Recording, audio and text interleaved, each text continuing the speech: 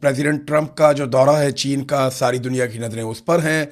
और president Xi ने भी यही बात की है, जो चीन के सदर हैं, कि दुनिया हमारी तरफ देख रही है। और बड़ी ज़बरदस्त बातें उन्होंने की। डोनाल्ड ट्रंप ने भी बड़ी मुस्बत बातें की। जब इतनी बड़ी दो पावर्स मिल रही हैं तो यहाँ पे कोई नेगेटिविटी तो हो नहीं सकती। तो दोनों की कोशिश ये है कि मैक्सिमम अचीव किया जाए और अच्छे माहौल में अचीव किया जाए। डोनाल्ड ट्रंप ने अब प्रेसिडेंट शी को और उनकी अहलिया को दावत भी दी है अमेरिका में, कि सितंबर में, गलबन 24 सितंबर का उन्होंने कहा जी कि आप अपनी अहलिया के साथ अमेरिका तशरीफ़ ले आएँ। तो यहाँ पे कुछ चीज़ें जो इंपॉर्टेंट हैं मैं आपके साथ शेयर कर देता हूँ। तो इस्तकबाल बड़ा ज़बरदस्त हुआ डोनाल्ड ट्रंप का। वहाँ पे सदर तो नहीं थे चीन के, लेकिन अवामी सतह पे बहुत सारे लोग चाइना में सड़कों पे निकले, वो डोनाल्ड ट्रंप को देखना चाह रहे थे। दूसरा, मैंने एक और चीज़ देखी कि वहाँ सड़कों पे गाड़ियाँ चल रही थी। यानी अगर एक लाइन में प्रेसिडेंट ट्रंप को लेकर जा रहे हैं तो दूसरी लाइन चाइना में चल रही है। पाकिस्तान में नायब सदर आ गया था अमेरिका का, तो हमने पूरा पाकिस्तान ही बंद कर दिया था। बल्कि हमने 2 हफ्ते तक कर्फ्यू लगा कर रखा रावलपिंडी और इस्लामाबाद में कि शायद कोई अमरीकी ओहदेदार आ जाए। सदर भी नहीं आ रहा था, नायब सदर भी नहीं आ रहा था, लेकिन हमारा कर्फ्यू खत्म नहीं हो रहा था। तो बहुत फर्क है पाकिस्तान की डीलिंग में और चाइना की डीलिंग में। चाइना आज एक बहुत ताकतवर मुल्क है। उनके सदर ने डोनाल्ड ट्रंप को सामने बिठाकर कहा कि अमेरिका और चीन के दो तरफा ताल्लुकात इंतहाई अहम हैं। डोनाल्ड ट्रंप के दौरे चीन को तारीखी करार दिया उन्होंने, और उन्होंने कहा कि चीन और अमेरिका दोनों एक साथ चल सकते हैं। चीनी सदर ने यह भी कहा कि अमेरिका और ईरान के ताल्लुकात 1.7 अरब आबादी वाले दोनों ममालिक की फलाह बहबूद और दुनिया के 8 अरब से ज़्यादा लोगों के मफादात से मुताल्लिक हैं। दूसरी जानिब अमरीकी सदर ने अपने खिताब में कहा कि उनका चीन में शानदार इस्तकबाल किया गया। उन्होंने कहा कि शी जिनपिंग के साथ बातचीत के दौरान कई उमूर पर गुफ्तगू करने का मौका हमें मिला है, और साथ ये भी कहा कि इनके साथ होना मेरा एजाज़ है। 24 सितंबर को उन्होंने व्हाइट हाउस में दावत दी है डोनाल्ड ट्रंप ने प्रेसिडेंट शी को और उनकी अहलिया को। अपने जो स्केड्यूल है उसमें से उन्होंने ये टाइम दिया कि इस पे जो है वो चीनी सदर आए। अब वो भी एक बड़ा इंपॉर्टेंट टाइम होगा कि किस तरीके से उनका इस्तकबाल होता है अमेरिका में और कैसे वो वहाँ पे मुलाकातें करते हैं, अगर वो जाते हैं तो। अभी ये सिर्फ एक दावतनामा है, इसके ऊपर कंफर्मेशन जब आएगी तो चीज़ें आगे बढ़ेंगी। तो नाजरीन, पूरी दुनिया नजरें इसलिए लगाकर बैठी हुई है कि यहाँ पे अमेरिका चीन को कायल करने में कामयाब हो जाएगा कि वो ईरान के ऊपर दबाव डाले और उस दबाव के नतीजे में जंगबंदी हो जाए और ईरान वो शराइत मान ले जो डोनाल्ड ट्रंप को चाहिए। डोनाल्ड ट्रंप को एक फेस सेविंग चाहिए और वो फेस सेविंग ईरान ही दे सकता है और कोई नहीं दे सकता। ईरान को कम से कम डोनाल्ड ट्रंप को एक लीडर के तौर पर तस्लीम करना पड़ेगा। कुछ चीज़ें यानी यूरेनियम के मामलात में अमरीकी मफादात के करीब जाना पड़ेगा। आबनाए हुर्मुज़ को गैर मशरूत तौर पे खोलना पड़ेगा। इससे डोनाल्ड ट्रंप और अमरीकी फ़ौजें इस खित्ते से निकलते हुए वो ये नारा लगाएंगे कि हमने कामयाबी हासिल कर ली।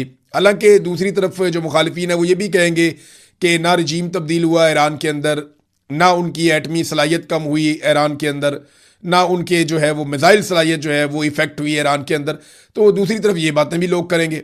अब अमेरिका के अंदर लगातार ये नुक्ता उठाया जा रहा है कि ईरान चंद हफ्ते दूर है एटमी तजर्बा करने से। देखिए ना, पिछले साल डोनाल्ड ट्रंप ने जून में ये कहा था।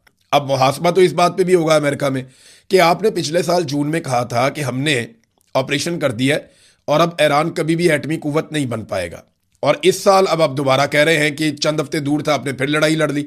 तो 40 दिन की लड़ाई लड़ने के बाद आपने कहा कि ईरान अब कभी भी एटमी कुव्वत नहीं बन पाएगा। अब दोबारा से आप टेबल के ऊपर बैठ के ईरान के साथ तय करना चाहते हैं कि वो एटमी कुव्वत ना बने। तो फिर आपको फौज इस्तेमाल करने का, इतने हथियार फूंक देने का, अरबों डॉलर जाया कर देने का क्या फायदा हुआ? ये सवाल तो डोनाल्ड ट्रंप से पूछा जाएगा, बार बार पूछा जाएगा।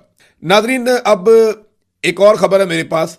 अब ये खबर पाकिस्तान में, क्योंकि अभी डेवलपमेंट्स आ रही हैं बैनुल-अक़वामी सतह पे, जो डेवलपमेंट्स आएंगी ईरान का रद्द अमल, फिर बैकडोर चैनल क्या बातचीत होती है, खबरें निकलेंगी, मैं आपके साथ शेयर करूंगा। लेकिन पाकिस्तान के अंदर से ये जो खबर है ये हिला देने वाली खबर है और हैरान कर देने वाली खबर है।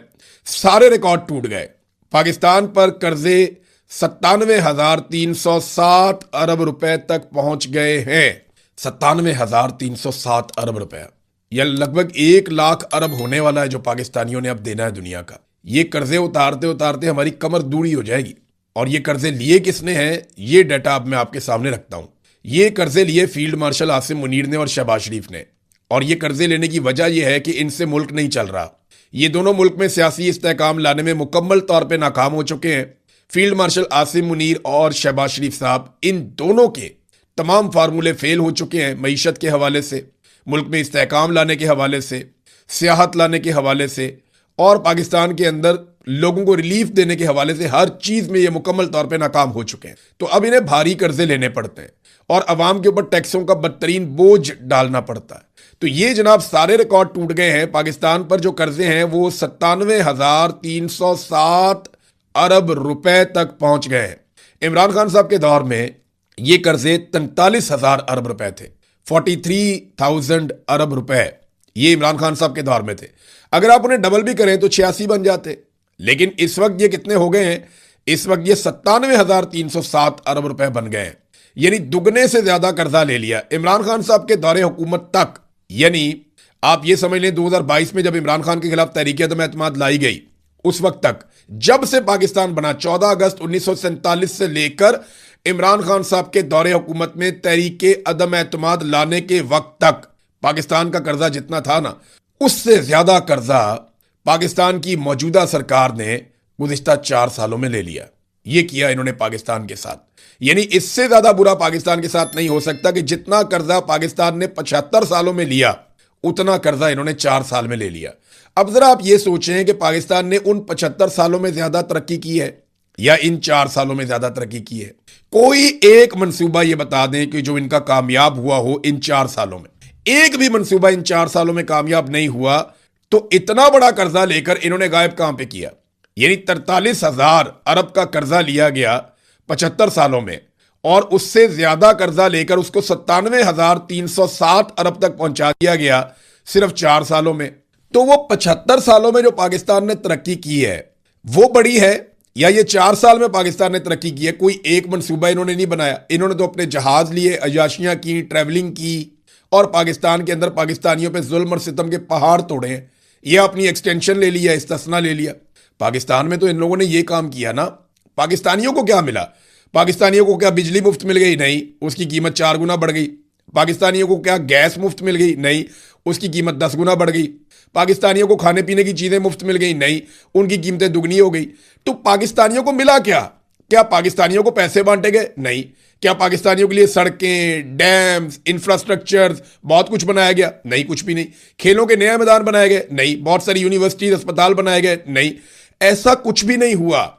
बल्कि जो पहले अस्पताल हैं उनको प्राइवेटाइज कर दिया गया, जो स्कूल हैं उनको प्राइवेटाइज कर दिया गया और बजट काट दिए गए तालीम में से और हेल्थ में से और पैसा खर्च किया गया अपनी इश्तिहारबाजी के ऊपर। यानी सादी बात आप करें ना तो एक तरफ पाकिस्तान बनने से लेकर इमरान खान की हुकूमत गिरने तक हमारा जो कर्जा था वो 43,000 अरब था और उसके बाद 4 साल में जो हमने कर्जा लिया वो 54,000 अरब है। यानी 43,000 अरब हम लेते हैं 75 साल में और 54,000 अरब हम ले लेते हैं कितने अरसे में? सिर्फ 4 साल में। और इन 4 सालों में कोई डैम नहीं बना, कोई तरक्की नहीं हुई, कोई पाकिस्तान ने ऐसी, पाकिस्तान एटमी कुव्वत बन गया तब हमने इतना कर्जा नहीं लिया। पाकिस्तान ने मंगला जैसा, तरबेला जैसा डैम बना लिया तब भी हमने इतना कर्जा नहीं लिया। पाकिस्तान ने जंगें लड़ दी बड़ी बड़ी तब भी हमने इतना कर्जा नहीं लिया। पाकिस्तान ने बेशुमार प्रोग्राम इमरान खान के दौर में, उससे पहले नवाज शरीफ के दौर में, Benazir income support programme peoples party के दौर में, मुशर्रफ के दौर में बहुत सारे मंसूबे बने, लेकिन पाकिस्तान ने कभी इतना कर्जा नहीं लिया। ये कर्जे का पैसा गया कहां पे? इसकी इंक्वायरी से ये लोग डरते हैं और जवाब देने का इनका मूड ही नहीं है। जवाब ये क्यों नहीं देते? तो सबसे पहले तो आप देखें कि मरियम नवाज के अखराजात की जब तफसीलात मांगी गई मरियम नवाज से और हुकूमत पंजाब से कि जनाब आप बताइए कि आपने कितना पैसा खर्च किया पाकिस्तानियों का अपने दौरों पे, अपनी गाड़ियों पे, अपने जहाज पे और अपने अय्याशी वाले तरीक़ाकार पे जिसके तहत आप हुकूमत कर रहे हैं। अभी अगले महीने इन्होंने आज़रबाईजान भी जाना है। गर्मी आ रही है ना, तो आज़रबाईजान एक ऐसी डेस्टिनेशन है जो बहुत खूबसूरत है, माहौल बड़ा अच्छा है, लोग बड़े अच्छे हैं, खाने बहुत अच्छे हैं। वरना पंजाब हुकूमत का आज़रबाईजान के साथ क्या काम है? शहबाज शरीफ भी आज़रबाईजान बहुत चक्कर लगाते हैं, ये कह कह करके हम वहाँ से बहुत बड़ी इन्वेस्टमेंट लेकर आ रहे हैं, लेकिन अभी तक आज़रबाईजान से पाकिस्तान कोई इन्वेस्टमेंट नहीं ला पाया। दावा तो इनका यह है कि $2 अरब लेकर आ रहे हैं, लेकिन इतना पैसा मुझे लगता है कि ये ख़ानदान आज़रबाईजान के टूर कर करके खर्च देगा और $2 अरब शायद नहीं आने। अच्छा, अब मामला ये है कि एक सवाल नामा भिजवाया गया वकील अब्दुल्ला मलिक साहब ने मरियम नवाज के दफ्तर को, जो राइट टू इंफॉर्मेशन का एक आइन के अंदर कानून है, उसके तहत एक दरखास्त दायर की थी और एक एप्लीकेशन भिजवाई थी कि बताया जाए कि मरियम नवाज के ज़रिए इस्तेमाल गाड़ियाँ उनके गैर मुल्की दौरे और हुकूमत पंजाब की जानिब से हासिल किए गए एक पुरतश तैयारे की तफसीलात जो है वो उन्होंने तलब की। बताएं हमें इनकी तफसीलात। तो पाकिस्तान में जो है वो आरटीआई का एक बाकायदा कानून है। आइन का आर्टिकल 19A जो है वो इसको तहफ़्फ़ुज़ देता है कि आप कोई भी इंफॉर्मेशन लेना चाहें, आप एक ख़त लिखकर, और कोई भी शख्स, वकील नहीं, कोई भी शख्स जो है वो सरकारी इंफॉर्मेशन हासिल कर सकता है अगर वो इंफॉर्मेशन खुफिया नहीं है। तो नाज़रीन, जो दरखास्तें जमा कराई मुस्तरद हो गई, यानी इन्होंने डिनाई कर दिया कि आपको हम नहीं बताते कि हमने कितने पैसे खर्च किए मरियम नवाज के ऊपर। पिछली दफ़ा मैंने आपको बताया ना कि इन्होंने अरबों रुपया फूंक दिया पाकिस्तानियों को, और इनका मंसूबा ये है कि ये 50 अरब रुपया पाकिस्तानियों का लगा देंगे 5 साल में मरियम नवाज और नवाज शरीफ की ज़ाती तशहीर के लिए, और ये सोशल मीडिया इन्फ्लुएंसर को पैसा दिया जाएगा। यानी आपका पैसा ज़्यादातर सोशल मीडिया के पास चला जाएगा, और बाकी अखबारात वगैरह को भी दे रहे हैं और टीवी चैनल को भी दे रहे हैं। इसके बावजूद टीवी चैनल्स नौकरियों से अपने मुलाजमीन को निकालते चले जा रहे हैं। बिजली के बिल, यानी अवाम को इन्होंने इतना दबा दिया है कि बिजली के बिल अब जो आ रहे हैं वो पहले से बहुत ज्यादा खौफनाक है। अब जो नए बिल लोगों को मौसूल होंगे सोशल मीडिया पे, आप देखेंगे थोड़े दिनों के बाद, तो आप सर पकड़ के बैठ जाएंगे, क्योंकि सब्सिडीज हुकूमत तकरीबन खत्म कर चुकी है, IMF की तमाम शराइत मान चुकी है, बिजली की कीमत 4 से 5 गुना ये बढ़ा चुके हैं। तो एक एक आदमी को, जो गरीब आदमी है, उसको 50 यूनिट से 100 यूनिट के बीच में भी बिजली का बिल आ सकता है। और जब आप ये डाटा देखेंगे तो आप वाकई सर पकड़ के बैठ जाएंगे कि इस हुकूमत ने पाकिस्तानियों के साथ किया क्या। लोग सोलर लगाएंगे और हुकूमत के साथ लड़ेंगे, और हो सकता है कि लोग अपने बिजली के मीटर ही कटवा दें कि जनाब हमसे ये बिल नहीं दिया जाता। मुझे याद है शेख रशीद ने एक दौर में ये बात की थी कि जो IPPs के मुआहदे नवाज शरीफ और शहबाज शरीफ कर रहे हैं ये इतने खौफनाक हैं कि एक वक्त आएगा कि लोग अपने मीटर कटवा लेंगे और लोग कहेंगे कि हम बिजली के बगैर रहना चाहते हैं, हम इतनी महंगी बिजली इस्तेमाल ही नहीं कर सकते। नाजरीन, बुशरा बीबी साहिबा के हवाले से अदालत में केस गया, और वहाँ पे जो मुखालिफ वकील हैं वो क्या कहते हैं। देखिए, फैसला तो महफूज हो गया उनकी मुलाकात के हवाले से। उनकी मुलाकात करवाई नहीं जाती, ना बुशरा बीबी की करवाते हैं, ना इमरान खान की करवाते हैं, कैद तन्हाई में डाला हुआ है। मेरी इत्तला के मुताबिक इमरान खान साहब की आंख की बिनाई, जो सरकारी ज़राए भी कहते हैं और इमरान खान साहब के वकील भी कहते हैं कि वो तो ज़ाया हुई है। 85% उनका विजन चला गया, तो 15% तो कुछ भी नहीं होता। लेकिन फिजिकली इमरान खान साहब फिट हैं, मजबूत हैं। ये मुझे मेरे सोर्स ने इंफॉर्मेशन, बड़े अरसे के बाद मुझे इंफॉर्मेशन मिली है कि इमरान खान साहब फिजिकली वो मजबूत हैं, उनका आज़म बहुत मजबूत है और वो बड़े तगड़े हैं। लेकिन उनकी आंख की बिनाई जो है वो एक बहुत बड़ा मसला बन गई है। दूसरी जानिब जो बुशरा बीबी हैं उनकी हालत ख़राब है, वो काफ़ी बीमार हैं, उनको मल्टीपल बीमारियां हैं, ख़ासतौर पे उनकी आंख का भी इलाज चल रहा है। तो अदालत के अंदर जो वकील है ना बुशरा बीबी के खिलाफ, जो अदालत में आया, एडवोकेट जनरल इस्लामाबाद, उसने इस्लामाबाद हाई कोर्ट को बताया कि मुल्क नाजुक सूरत से गुजर रहा है। और ये नाजुक सूरत से कैसे गुजर रहा है, उन्होंने ये बताया कि जब बुशरा बीबी की बहन, जिनका नाम मरियम वट्टू है, ये जब मुलाकात होती है ना, तो ये फैमिली उनको बता देती है कि मुलाकात में क्या बातें हुई, और वो बाहर से बैठकर ट्वीट कर देती हैं, और कहानी कहाँ से कहाँ पहुँच जाती है। तो मुल्क जो है ना वो नाजुक सूरत से गुजर रहा है। यार, ये किस तरह का मुल्क है जो एक कैदी खातून, जो साबिक खातून अव्वल है, उसकी जेल के अंदर जो हालत है, उसकी खबर बाहर आ जाने के ऊपर, या एक मरियम वट्टू नामी एक खातून है, वो बाहर से बैठकर अगर एक ट्वीट कर देती हैं अपनी बहन की हालत के ऊपर, तो इससे मुल्क के हालात ख़राब हो जाते हैं। यानी मुल्क नाजुक, ये जब से पाकिस्तान बना है ना, ये जर्नैलों ने और उनके टाउटों ने हमें एक ही कहानी सुनाई है कि मुल्क नाजुक दौर से गुजर रहा है, मुल्क खतरनाक मोड़ से गुजर रहा है। हमारा तो ना वो नाजुक दौर ख़त्म होता है, ना वो हमारा जो है हसास मोड़ ख़त्म होता है। हम तो वहीं पे खड़े हैं जहां से हमने सफ़र शुरू किया था। पाकिस्तान को इन्होंने एक कदम आगे नहीं बढ़ने दिया, और आज हम पे 97,000 अरब का इन्होंने कर्जा भी चढ़ा दिया। इमरान खान साहब के हवाले से पाकिस्तान तहरीक इंसाफ ने एक स्टेटमेंट दिया, वो जाते जाते मैं स्टेटमेंट आपके सामने रख देता हूं। लेकिन नदीम अफजल चंद ने एक बात की, उन्होंने कहा जी जब भी कभी आईनी तरमीम की बात चलती है नैब सरगर्म हो जाता है।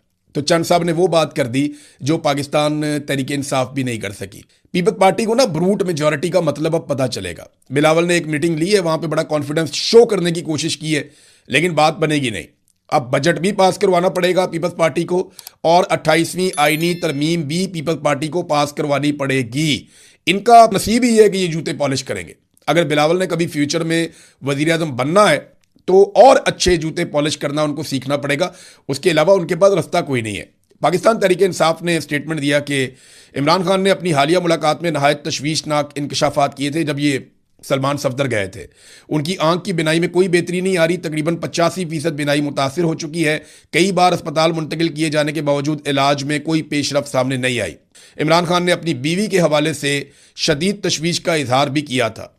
मैं मजबूत इंसान हूं, ये सब बर्दाश्त कर लेता हूं, मगर मेरी एहलिया को 24 घंटे तन्हाई की कैद में रखा जा रहा है। ना किसी से मुलाकात, ना किसी से बातचीत, ना सलाम, ना दुआ। ये सिर्फ उनके लिए नहीं बल्कि मेरे लिए भी अजियत है।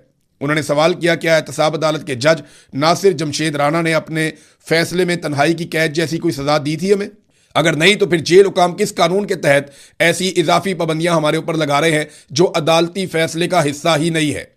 ये मामला ना सिर्फ इंसानी हकूक बल्कि कानून और इंसाफ के तकाजों पर भी संगीन सवालात उठा रहा है।